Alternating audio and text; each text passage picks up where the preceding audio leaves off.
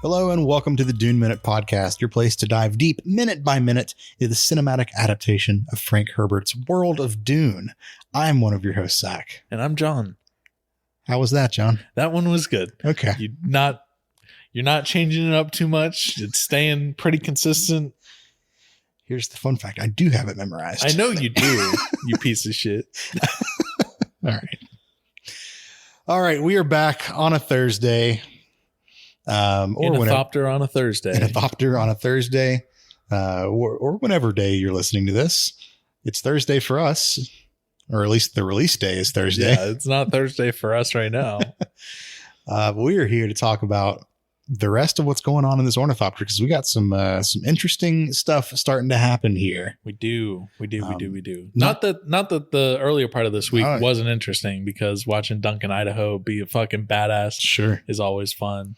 But it's not as flashy as a super tense chase through the city. No. But it is definitely some cool shit. I'm feeling green. Yeah.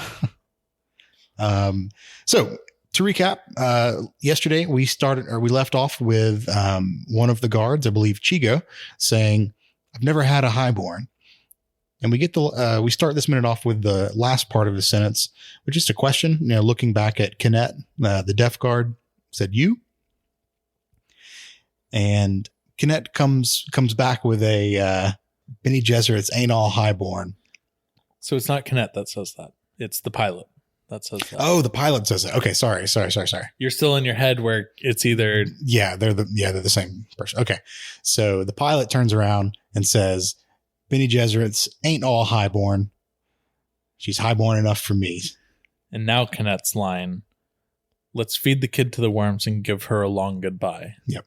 Which is gross. Such a it's gross. Like, I want to pause on that that statement. Bene Gesserit's ain't all highborn. Yep. Which is an interesting thing for a presumably run-of-the-mill Harkonnen guard to say. He's very picky. Well, not even that. Just considering that the parentage and the lineage of Bene Gesserit is something that is like super, super closely guarded. Yep. How would they know? How do they know anything about it? So the Bene Gesserit that we know of that are named are Mohiam and Jessica, at least as of right now. Yeah. In part 2, we'll talk about Lady Fenring when we get there. Mm-hmm. Do we know the history of Gaius Helen Mohiam other than just what is presented to us? I'm almost certain that it's in the encyclopedia. I've not committed those passages to memory before, but not that you were probably expecting to talk about it today either. No, but there's long passages on her there. I do know that. I don't know. I found it interesting that they would have comments on that as if they know that Bene Gesserit can come from anywhere. I mean, maybe that's what they know. They can come from anywhere. Yeah. I don't know. I took this as a highborn is probably referring to her current, or maybe I guess at this point former status in the Atreides family, not necessarily her actual lineage. Yeah, I feel like if they knew her actual lineage, they probably wouldn't fuck with her. Yeah. They probably wouldn't be treating her like shit, talking about giving her the long goodbye. Yeah. So I don't know. It was just, I found it to be a statement that was talking well above what we can assume these guards stature is, I guess. Yeah. It makes total sense. I'm glad they said it. I mean, it's good for, I don't know. It's good for banter, I guess. Here, it is something that is mentioned in the books as well. That line is pulled from the books. So, it just kind of felt weird to me. I'm sure we talked about it a little bit, in some of our earlier episodes. But is there a Charles Xavier of the Bene Gesserit who's just going around looking for other people to bring into? Because I would imagine their breeding program is also including, breeding for optimal Bene Gesserit candidates. But most of as far as I understand it, most of the Bene Gesserit come from their mothers are other Bene Gesserits. Okay. So it's not like, just like, oh, I found this random kid on. Maybe. I'm sure there's some level of that because they need to introduce new genetic material into the system every now and again. Yeah. But the practice, as I understand it, is like a Bene Gesserit will be assigned to a person or some person with genetic material that they want.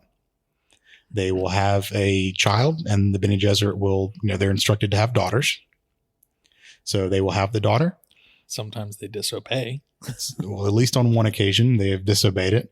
But they will have the daughters, and the daughters will immediately be taken into the Bene Gesserit program. So the mothers don't know who their daughters are. The daughters don't know who their mothers are. So yeah, it's kept secret in that manner. Got it. All right. Yeah. Then Uncle Fester says that long goodbye line, and I don't like it. It's weird. It's gross. Yeah. I mean, it's a lot more subtle than the Lynch movie. Yes, for sure. It is not the worst thing they could have said, I guess. But then Paul's just like, don't you dare talk, or don't you dare touch my mother. And then Chigo immediately just smacks the shit out of Paul. Yeah.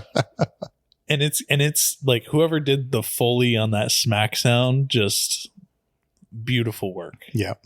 It's everything that you would want out of just like a smack sound. Yeah. In a movie. In my head when I was watching it, because you got to go back and everything.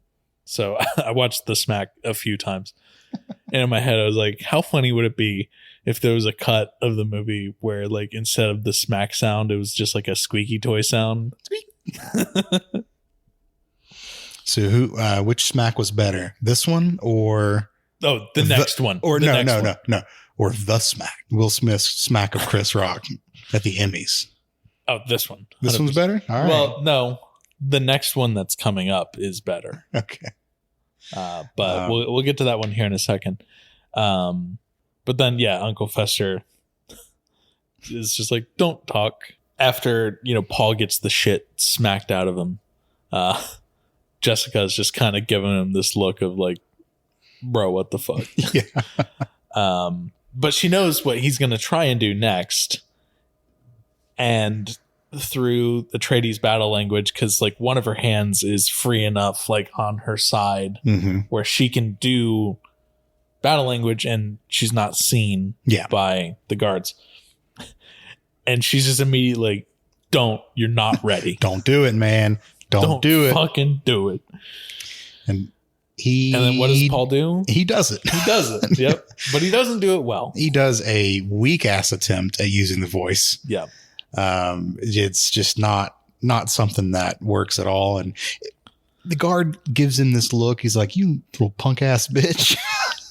It almost looks like he's complying for a split second. So, it looks like he's doing something. So Paul in his weak ass voice, and it's better than what we saw in the first few minutes of the movie where Paul's mouth was moving, but then the audio was delayed. Yeah. The audio was still in sync this time, and there were a couple other voices, but it wasn't as clear and as strong as, say, when Jessica does the voice. Yeah. Paul goes to say, remove her gag, but it's kind of remove her gag, like a little it's just not grumbly. Quite there. Yeah. And yeah, the guard for a brief second looks like he's being influenced, and then he just immediately turns and then just gut punches the shit out of Paul. God, I love also with another amazing Foley punch sound. And that's the smack that like is the smack sound. Right.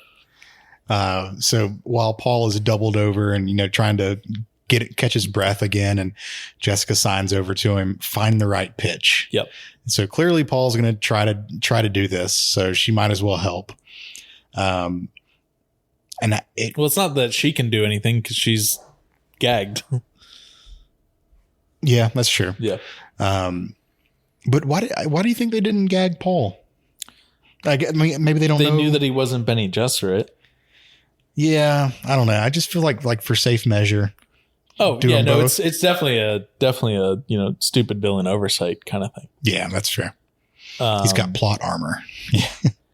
And then in Harkonnen, Chico then says, "We're far enough. Let's throw the boy out." Yep. So Paul takes a deep breath. It looks like he's kind of entering into a meditative state. And that's where our minute ends. Right there. Right there. What a cliffhanger. Guess you'll have to come back tomorrow to find out what happens. So if you're following this and not already have seen the movie, that's brave. Certainly a choice. Yep.